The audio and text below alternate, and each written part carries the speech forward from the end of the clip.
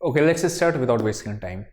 काफ़ी टाइम से कुछ लोग कह रहे हैं कि मार्केट क्रैश करने वाला है और स्टेटमेंट्स भी आपने सुने होंगे यूएसए के कि 45% तक स्टॉक मार्केट क्रैश कर जाएगा क्योंकि डेट सीलिंग का अप्रूवल नहीं मिलेगा। काफ़ी सारे लोगों को कन्फ्यूजन भी है, तो मैं इसका आपको पूरी तरीके से बता देता हूँ कि किस तरीके से ये काम करता है और क्या क्या है जिसकी वजह से आ सकता है या नहीं आ सकता है। फिर हम लोग वो देखेंगे और फिर स्टॉक मार्केट पर क्या इंप्लीकेशन हो सकते हैं वो देखेंगे। सबसे पहले आप समझो कि जैसे इंडिया में क्या होता है, पार्लियामेंट होता है, पार्लियामेंट लोकसभा होता है, राज्यसभा होता है, वैसे ही यूएस के अंदर आपका कांग्रेस होता है जिसमें आपका हाउस ऑफ रिप्रेजेंटेटिव होता है और आपका सेनेट होता है। जैसे कि इंडिया में होता है कि लोकसभा का मेंबर कौन चुन के आता है, अपने प्राइम मिनिस्टर, वैसे ही वहां पे भी सेम चीज होती है। आपको पता होगा जीएसटी अपना कब आया था, 2017 में, बराबर है। लेकिन जीएसटी जो है ना वो बीजेपी का आइडिया नहीं है, वो पी चिदम्बरम 2000 में ही लेके आए थे कि जीएसटी लाना है। लेकिन जीएसटी तब क्यों नहीं आ पाया, क्योंकि राज्यसभा और लोकसभा दोनों से बिल पास होना पड़ता है, तब जाके आपका वो एक्ट बनता है। सिमिलरली वहां पे भी क्या होता है, इसी तरीके से प्रोसेस होती है। अब आते हैं डेट सीलिंग पे कि डेट सीलिंग है क्या। देखो, सबसे पहले समझो कि गवर्नमेंट के पास कौन कौन से सोर्सेज होते हैं पैसा आने के।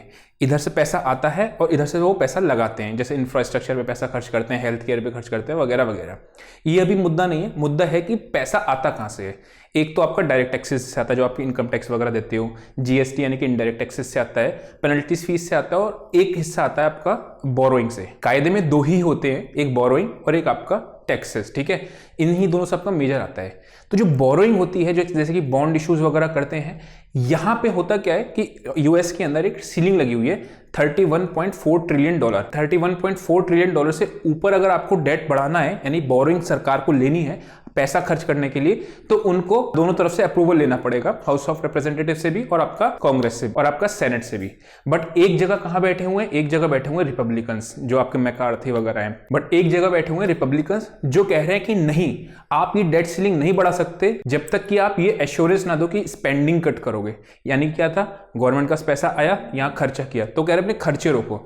अब बाइडेन ऑब्वियसली खर्चा रोक नहीं सकते, बिकॉज इलेक्शंस में और आने वाले टाइम में अगर लोगों को पैसा नहीं खर्च करेंगे तो ऑब्वियसली बात है कि इलेक्शंस पे इफेक्ट पड़ेगा। बट येलन कौन है, जैसे हमारे यहाँ निर्मला ताई है, वहां पे क्या होता है, ट्रेजरी सेक्रेटरी वहां पे कौन है, येलन का स्टेटमेंट है, अगर जून तक ही डेट सीलिंग नहीं बढ़ाई, जो कि 31.4 ट्रिलियन से बढ़ानी है, ताकि क्या होगा, जो पेमेंट्स हैं बॉन्ड्स वगैरह के इंटरेस्ट पेमेंट्स हैं वो सारे पेमेंट कर पाए, अगर वो नहीं बढ़ाया तो उस केस में यूएस जो है वो डिफॉल्ट कर जाएगा, जैसे आपका श्रीलंका ने किया था, ग्रीस ने किया था, वेनेजुएला ने किया था, ये सब चीजें हो जाएंगी। अब आते हैं इसको थोड़ा सा समझने के लिए कि ऐसा तो है नहीं ना कि पहले कभी नहीं बढ़ा। 78 टाइम्स यूएस ने ये जो है आपका डेट सीलिंग बढ़ा रखा है, बट दिस टाइम ऑब्वियस सी बात है, आप भी ये बात जानते हो कि अगर कोई भी चीज गलत हुई तो वो ये नहीं देखेंगे कि कब हुई कब नहीं हुई, ये देखेंगे कि बाइडेन के राज्य में हुई या फिर आपका ट्रंप के राज्य में हुई। जैसे कि हमारे ही अगर अपने आ जाओ कि बीजेपी के राज्य में ये चीज गलत हुआ या फिर आपका कांग्रेस के टाइम पे आपका काम गलत हुआ, तो कोई भी नहीं देखता ये चीज कि पहले क्या हुआ था क्या नहीं हुआ था। तो सेम चीज यहां पे भी है,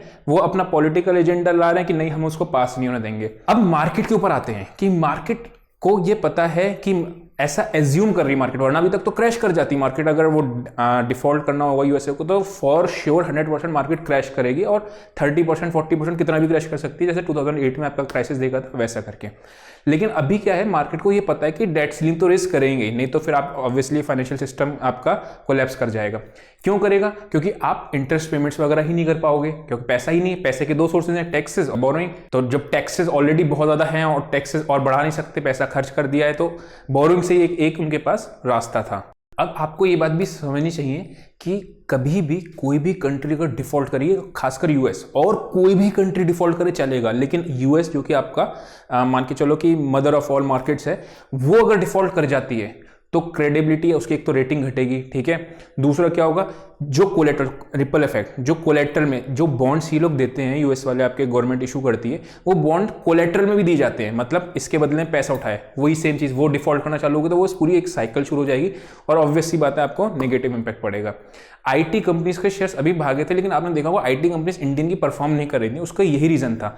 अगर आपका ये डेट सीलिंग वाला इशू आ गया, जो कि प्रोबेबिलिटी है कि नहीं आएगा, कि रेज हो ही जाएगा डेट सीलिंग, लेकिन अगर आ गया तो यूएस के अंदर पूरी डिमांड कोलैप्स कर जाएगी, इन्फ्लेशन बढ़ जाएगा और बहुत बुरा हालत हो सकता है, वैसा अपने को मान ही सकते हैं। तो उस केस में जितनी भी कंपनीज यूएस को एक्सपोर्ट करती हैं ऑब्वियसली उन पर इंपैक्ट पड़ेगा। ये पूरी स्टोरी है कि जिसकी वजह से आपका डेट, अच्छा रेज कब करना है डेट सीलिंग, जून तक करना है, क्योंकि बिकॉज उनको पैसे की जरूरत है, वो नहीं होगा तो दिक्कत आने वाली है।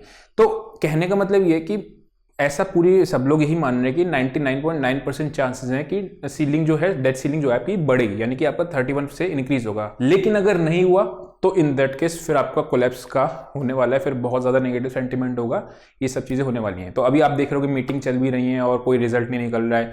मीटिंग किस में चल रही है? बाइडेन में और मैकार्थी में। मैकार्थी कहाँ के? वहीं के जो आपका हाउस ऑफ रिप्रेजेंटेटिव के ये थे स्पीकर। तो ये पूरा इशू है, इस पर बस वेट एंड वॉच रखना है। कोई ऐसा नहीं कि यहाँ से मार्केट, आपको करना क्या है, पोजीशंस थोड़ा सा लिमिट में बना लो, ज़्यादा पैसा इन्वेस्ट अभी मत करो। Obviously market all time high पे ही है, तो आपको ऑल टाइम हाई पे पैसा सारा इन्वेस्ट नहीं भी करना चाहिए ना वैसा करके। तो ये पूरा इशू है। आई होप आपको समझ में आया होगा। अगर समझ में आया होगा तो आप मेरे को मेंशन कर देना कि हाँ समझ में आया। नहीं समझ में आया तो क्या बात नहीं समझ में आया तो मैं उसको एक्सप्लेन कर दूंगा। तो अभी के लिए इतना ही। See you next video. Till then bye bye.